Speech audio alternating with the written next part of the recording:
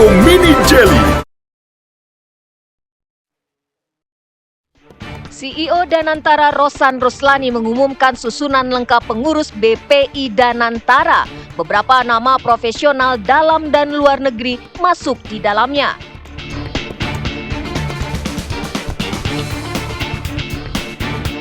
Kebijakan work from anywhere membuat banyak pemudik berangkat lebih awal sejak H-10.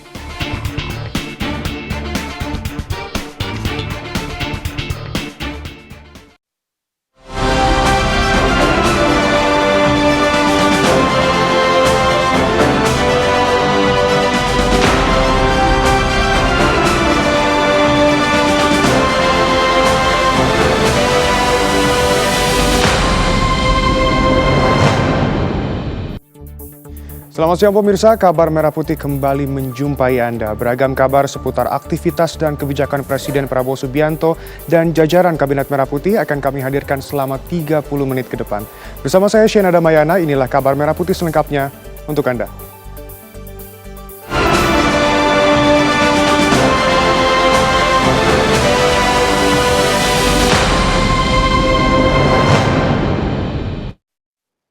CEO Danantara Rosan Ruslani mengumumkan susunan lengkap pengurus BPI Danantara. Beberapa nama profesional dalam dan luar negeri masuk di dalamnya. Dalam kepengurusan ini, Rosan Ruslani duduk sebagai kepala sekaligus CEO Danantara, didampingi Pandu Syahrir sebagai Chief Investment Officer dan Doni Oskaria sebagai Chief Operational Officer. Di posisi Dewan Pengawas ada Erick Thohir, Mulia Manhadad, dan para Menko dan Mensetnek. Untuk Dewan Pengarah ada nama Joko Widodo dan Susilo Bambang Yudhoyono. Sedangkan di posisi Dewan Penasehat diisi oleh Ray Dalio, Helman Sitohang, Jeffrey Sachs, Chapman Taylor, dan Thaksin Shinawatra.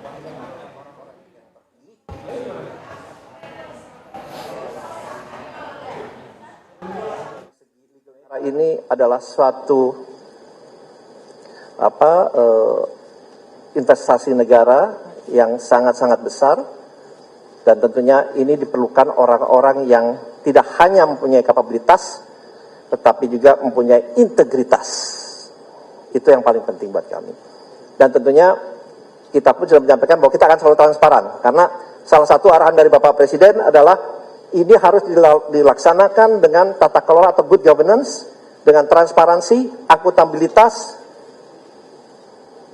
integritas, dan juga tentunya dengan track record yang baik dan benar. Pemirsa, kita beralih ke kabar seputar arus mudik. Arus mudik menuju Pulau Sumatera di Pelabuhan Merak, Banten mulai mengalami peningkatan sejak H-10. Menurut Menteri Perhubungan, masa mudik yang lebih panjang karena kebijakan work from anywhere yang dimulai tanggal 24 Maret 2025 membuat pemudik berangkat lebih awal.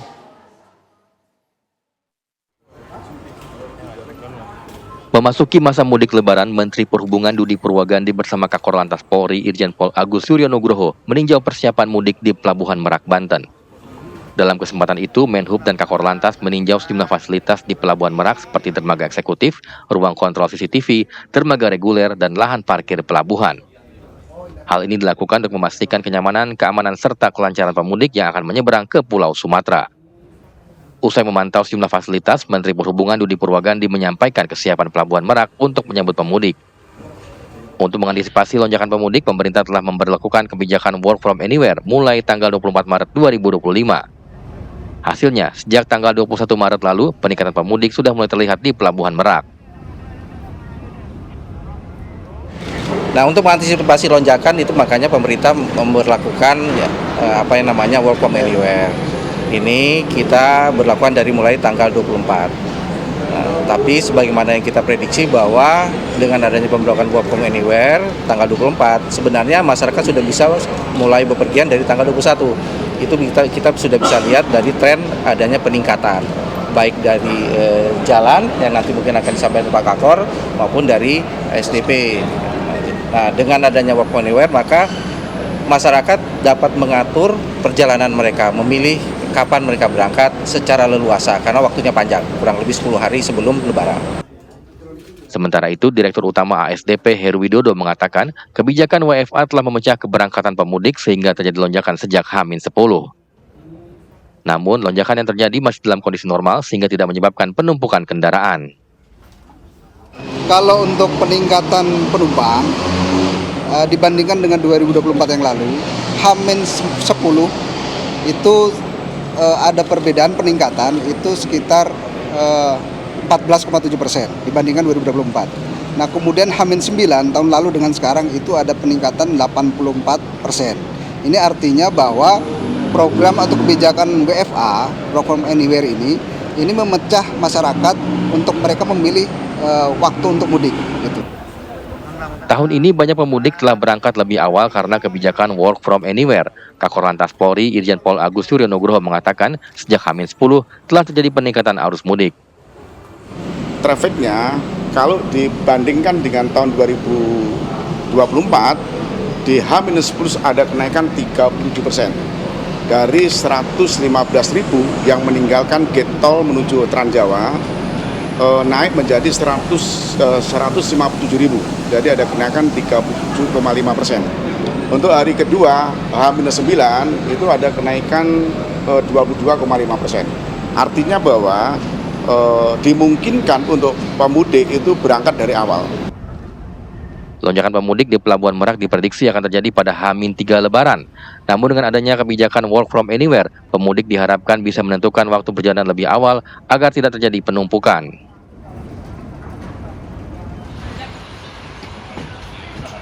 Selain meninjau kesiapan Pelabuhan Merak, Kakor Lantas Polri Irjen Pol Agus Suryonugroho bersama Wakil Menteri Perhubungan Suntana juga meninjau posko pengamanan terpadu Korlantas Polri di Jalan Tol Jakarta Merak kilometer 13,5. Kunjungan tersebut untuk memastikan kelancaran operasi ketupat 2025. Untuk rute Jakarta Merak, pos pelayanan arus mudik dipusatkan di rest area kilometer 13,5 dan rest area kilometer 14. Setiap harinya, pos pelayanan tersebut diisi 12 personel gabungan TNI Polri, Dishub, Satpol PP, dan Dinas Kesehatan. Dari Merak dan Tangerang, Banten, Ikra Anggana, Rusdi Muslim, TV One mengabarkan. Pemirsa, stasiun Pasar Senen Jakarta terus dipadati pemudik yang akan pulang ke kampung halamannya. Lonjakan penumpang di stasiun Pasar Senen Jakarta sudah terjadi sejak hari Jumat saat masa sekolah dimulai dan kebijakan kerja yang fleksibel sehingga warga bisa mudik lebih awal. Pada periode mudik tahun ini, PT Kereta Api Indonesia memberangkatkan sekitar 1.858 perjalanan dengan total 1.013.000 tiket. Diperkirakan puncak arus mudik di stasiun terjadi pada 30 hingga 1 April.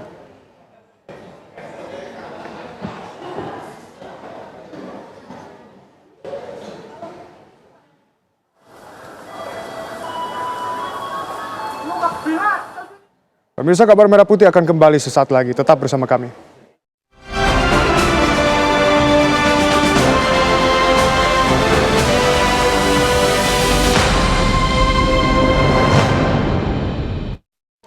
Pemirsa, jalan tol fungsional segmen Klaten Prambanan resmi dibuka untuk arus mudik 2025. Sementara itu, ribuan pemudik terus memadati Pelabuhan Nusantara, Pare-Pare.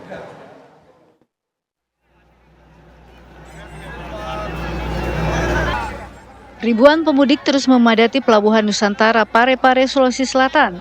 Kapal KM Prince Soya membawa lebih dari 1.600 pemudik asal Samarinda, Kalimantan Timur. Kondisi ini membuat pemudik mesti rela berdesakan di atas kapal. Pada hari Senin diprediksi sekitar 5.000 pemudik tiba di Pelabuhan Nusantara, Kota Pare-Pare. Petugas sudah menyiapkan posko angkutan laut yang bisa digunakan pemudik untuk beristirahat atau mendapat layanan kesehatan.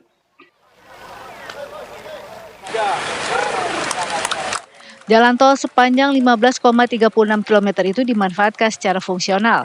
Pembukaan ruas jalan tol dilakukan untuk mengurai kepadatan arus lalu lintas dan dapat memangkas waktu tempuh perjalanan.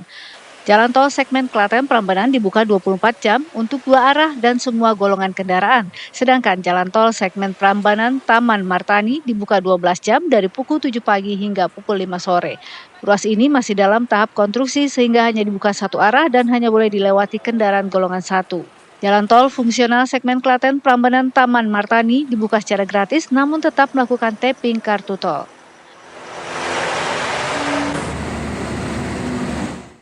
Untuk mengantisipasi kecelakaan yang melibatkan kereta api pada saat mudik Lebaran, PT KAI Daob 8 Surabaya telah menyiapkan sarana dan prasarana serta menambah personel pengamanan, baik di stasiun, di dalam kereta maupun di perlintasan sebidang.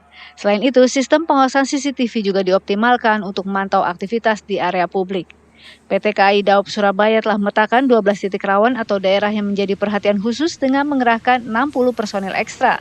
Sebanyak 56 lokomotif, 370 kereta penumpang, dan 35 kereta pembangkit, 16 KRD, dan 19 kereta bagasi dioperasikan untuk memberikan layanan terbaik selama masa angkutan Lebaran. Tim Tihuan mengabarkan.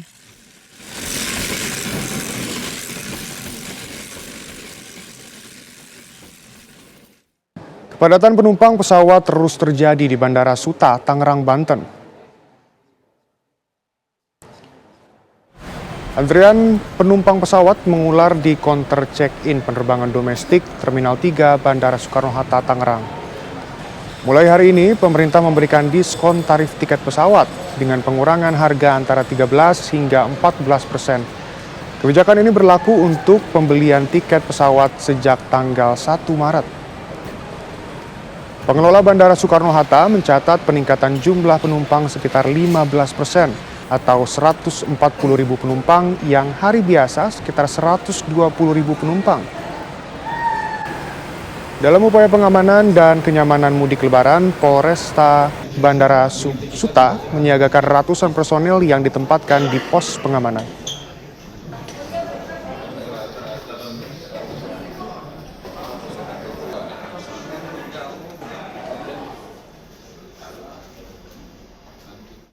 Mengantisipasi bencana saat libur Lebaran, Wakil Menteri Pariwisata Niluh Puspa meminta semua objek wisata melakukan mitigasi bencana demi keamanan dan keselamatan wisatawan.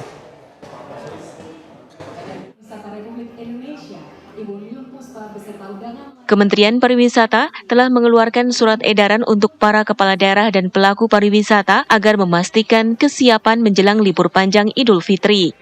Di antaranya, menyiapkan langkah penanganan bencana. Ini disampaikan Wakil Menteri Pariwisata Niluh Puspa usai menghadiri Hari Ulang Tahun ke-50 Ikatan Alumni Universitas Udayana di Denpasar, Bali. Permintaan mitigasi bencana bertujuan memberi rasa aman dan keselamatan bagi para wisatawan, apalagi saat ini cuaca buruk melanda sejumlah wilayah di Indonesia. Kementerian Pariwisata sudah mengeluarkan surat edaran Menteri untuk para kepala daerah termasuk juga pelaku industri pariwisata untuk bisa memastikan kesiapan destinasinya untuk menyambut wisatawan, bisa menciptakan wisatawan yang aman, nyaman dan juga menyenangkan. Tidak hanya menambah atraksi, festival dan sebagainya, tetapi juga melakukan analisa terkait dengan dampak-dampak misalnya bencana dan lain sebagainya. Itu harus analisa resiko, itu harus dimatangkan juga oleh masing-masing daerah. Dalam kunjungannya, Wakil Menteri Pariwisata Niluh Puspa juga memeriksa kesiapan Bandara Ngurah Rai menyambut wisatawan termasuk mengatasi kemacetan. Dari Denpasar, Bali, Aris Wiyanto, TV One mengabarkan. Wakil Menteri Dalam Negeri Bima Arya sidak harga sembako di Pasar Tradisional Kosambi, Bandung, Jawa Barat. Bima Arya didampingi Wali Kota Bandung Farhan. Dalam sidak, harga cabai naik dari Rp60.000 per kilogram menjadi Rp100.000 dan harga bawang merah dari harga Rp30.000 per kilogram menjadi Rp60.000. Kenaikan harga akibat tingginya permintaan jelang Hari Raya Idul Fitri dan akibat petani gagal panen. Namun menurut Bima Arya, kenaikan harga masih relatif normal. Ini menandakan daya beli masyarakat meningkat.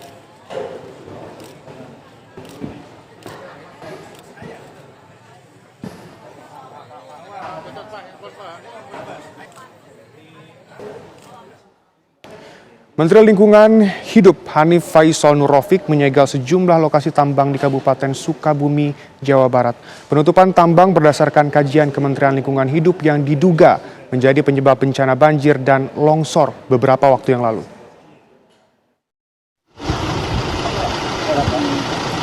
Menteri Lingkungan Hidup Hanif Faisal Nurofik mendatangi sejumlah lokasi tambang di Kabupaten Sukabumi, Jawa Barat. Tambang tersebut diduga menjadi penyebab bencana alam banjir dan longsor pada akhir tahun 2024 dan bulan Maret ini.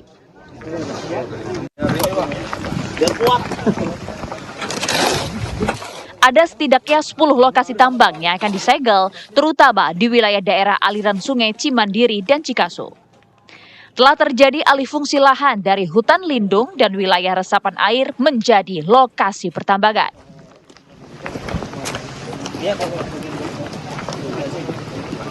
Ada beberapa landscape di Cimandiri. Cimandiri ini sebenarnya agak krusial ya, dari 124.000 hektar areal lindungnya itu Cimandiri ini luasnya 183.000. Kemudian 124-nya di tahun 2010 itu fungsinya lindung. Tetapi ternyata dirubah di tahun 2022 sehingga fungsi lindungnya dari 124.000 tinggal 28.000. Jadi bisa dibayangkan sendiri. Di wilayah daerah aliran sungai Cimandiri pada tahun 2010 ada 124.000 hektar hutan lindung. Namun pada tahun 2022 hutan lindung hanya tersisa 28.000 hektar saja.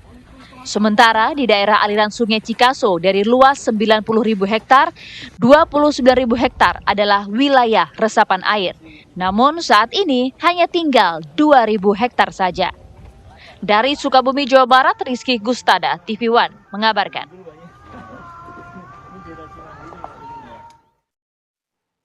Pemirsa, Kabar Merah Putih akan kembali sesaat lagi. Tetap bersama kami.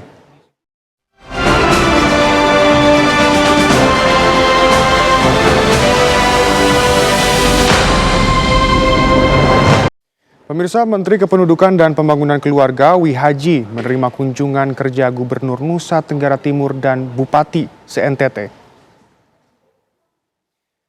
Kunjungan kerja tersebut dilakukan untuk membahas program Kemenduk Bangga BKKBN yang dapat disinergikan dengan program Pemprov NTT terutama di bidang kependudukan dan pembangunan keluarga. Salah satunya persiapan program penurunan stunting dan penurunan kemiskinan di Nusa Tenggara Timur yang akan dijadikan program percontohan. Dalam pertemuan itu, Menduk Bangga dan Gubernur NTT banyak berdiskusi tentang pelaksanaan program penurunan stunting di NTT.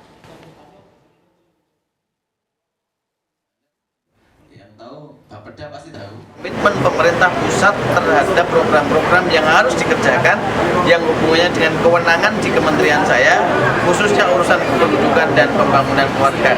Karena salah satu program yang mau kita terapkan adalah NTT sebagai salah satu nanti percontohan untuk program kependudukan dan pembangunan keluarga selain nanti Jawa Barat. Salah satunya adalah untuk penurunan stunting dan program untuk pengentasan kemiskinan. Satuan Tugas Penertiban Kawasan Hutan Satgas PKH menyita lahan perkebunan kelapa sawit seluas 12.000 hektar di Kabupaten Kota Waringin Timur. Lahan tersebut diolah secara ilegal di kawasan hutan. Sebagai langkah penegakan hukum, Satgas memasang pelang penyitaan lahan. Operasi ini merupakan bagian dari upaya untuk mengembalikan aset negara yang telah dikuasai secara ilegal khususnya di kawasan hutan. Dalam kurun waktu tanggal 24 Februari hingga 18 Maret, Satgas PKH telah menertibkan sekitar lebih dari 317.000 hektar kawasan hutan. Aset negara yang hilang tersebut tersebar di 19 provinsi mulai dari Sumatera hingga Papua. Lahan-lahan itu akan segera dikembalikan kepada negara untuk mendukung kesejahteraan masyarakat.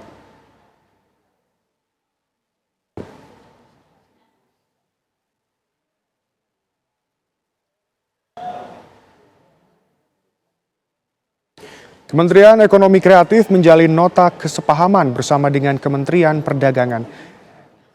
Kerjasama ini bertujuan untuk pengembangan UMKM tanah air agar tembus pasar global. Menteri Perdagangan Budi Santoso dan Menteri Ekonomi Kreatif Teguh Rifki Harsha melakukan penandatanganan kerjasama dua kementerian. Nantinya, kedua kementerian itu akan bekerja sama untuk mendorong UMKM dan industri kreatif. Mulai berorientasi ekspor sehingga bisa tembus ke pasar internasional. Kementerian Perdagangan nantinya akan membantu proses ekspor bagi para UMKM yang telah siap melakukan ekspor.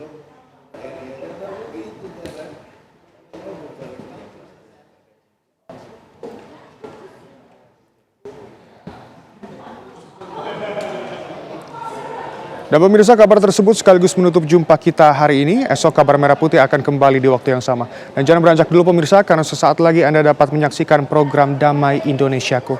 Saya Shena Damayana, mewakili seluruh kru yang bertugas mengucapkan terima kasih dan sampai jumpa.